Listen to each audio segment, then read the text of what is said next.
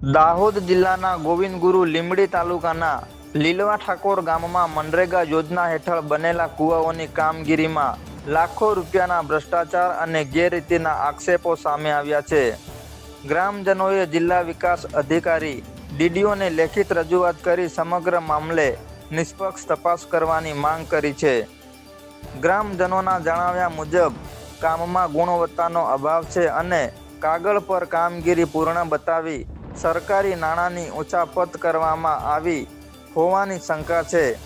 ભ્રષ્ટાચારમાં સંડોવાયેલા જવાબદાર અધિકારીઓ અને અન્ય જવાબદારો સામે કાયદેસરની કાર્યવાહી કરવાની પણ ગ્રામજનોએ માંગ ઉઠાવી છે. આગળ જોતા રહો સમાચાર વિસ્તારમાં. તમારું નામ શું છે?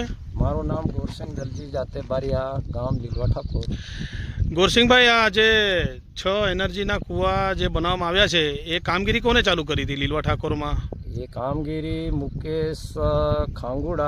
મુકેશ અંબુ ખાંગુડા એમને કામગીરી ચાલુ કરી છે. તો આ કામગીરી 2021માં કરી હતી? હા, 2021માં. હા, હવે આની અંદર જે મેં સાંભળ્યું છે કે તમારું જોબ કાર્ડમાં નામ છે, સાચી હકીકત શું છે જણાવો. હા, સાચી હકીકત છે. આ જોબ કાર્ડમાં મારું નામ ગોરસિંહ અને મારા છોકરાનું નામ સુરેશ. એમાં જોબ કાર્ડના આપણે અંગૂઠો મરાવી અને એ પૈસા લઈ લેતા હતા. મારે કૂવામાં કંઈ કામ કરેલું નથી. મારું તમારું કૂવામાં કોઈ કામ કરેલું નથી? ના, કામ કોઈ કરેલું નહીં મળે.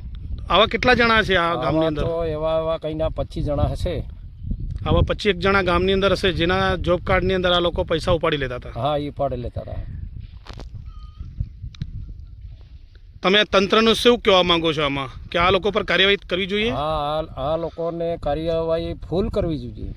અને આ જે કૂવા જે કામગીરી કૂવાની કરતા હતા આ લોકો, મેં સાંભળ્યું છે તો શું મશીનથી કરતા હતા? હા, મશીનથી 88થી જ કામ કરતા હતા અને ખાલી અમને અંગૂઠા પડાવી અને પૈસા લઈ લેતા. એ અમને માલમ નથી. ખાલી અંગૂઠા પડાવીને અમને કોઈ પૈસા વતાડતા નથી.